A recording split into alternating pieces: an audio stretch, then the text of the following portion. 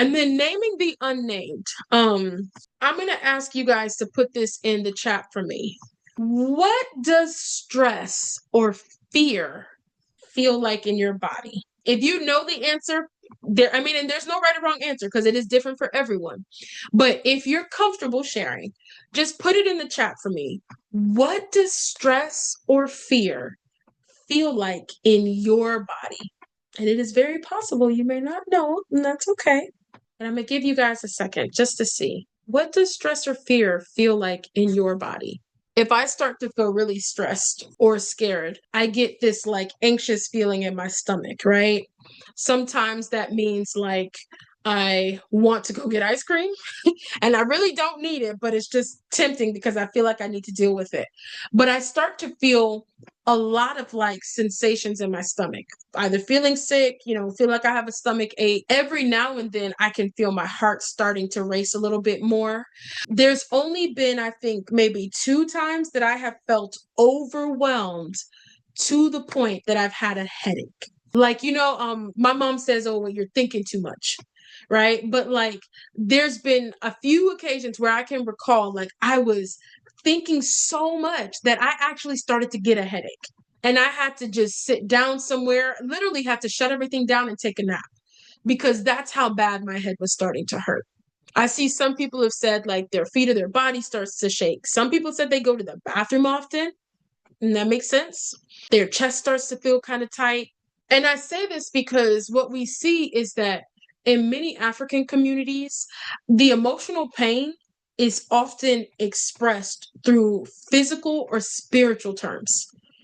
And why do I say this? Because most people will say, oh, I don't know what's going on with me, or like, something is happening, something is happening. You will go to the pastor to pray for you, for whatever is paining you in your body. You go and see pastor. Oh, pastor, oh, my leg. Pastor, oh, my head. I don't know where this one is coming from. Oh, it just started. Please pray for this thing. Take it. I don't want it again. Meanwhile, you have a stressful job. You are trying to take care of your family, but you don't have enough money to do it. Your family members are stressing you. Everybody's family may not be like that, but as an outsider, like someone born in the US that has dealt with Nigerian family members, these people, they can show you shaggy. So African family members, right? They know how to stress people. So when you add all of these things in and you think about the fact that there's a physical component attached to that, it's not the pastor that's going to pray that away.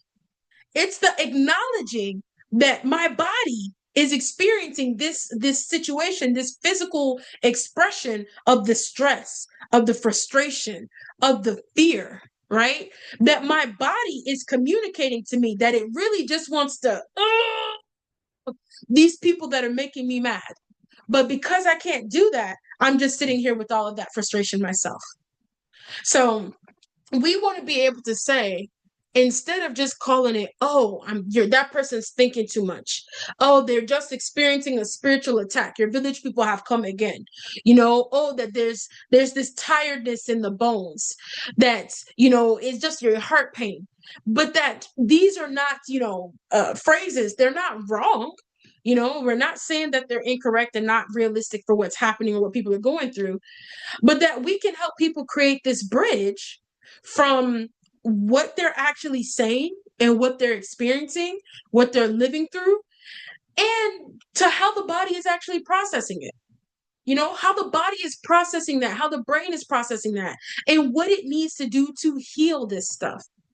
So culturally, we have to train our people to stop pretending like everything is okay when it's not. We understand that if you stay in that mindset, you will not be able to progress and move forward. We get it. But it doesn't mean that you cannot have a moment where you say, I'm tired. I don't want to do this again. I beg, let me just rest. Because you're human before you're Nigerian. You're human before you're a father. You're human before you're a mother. You're human before you're a child.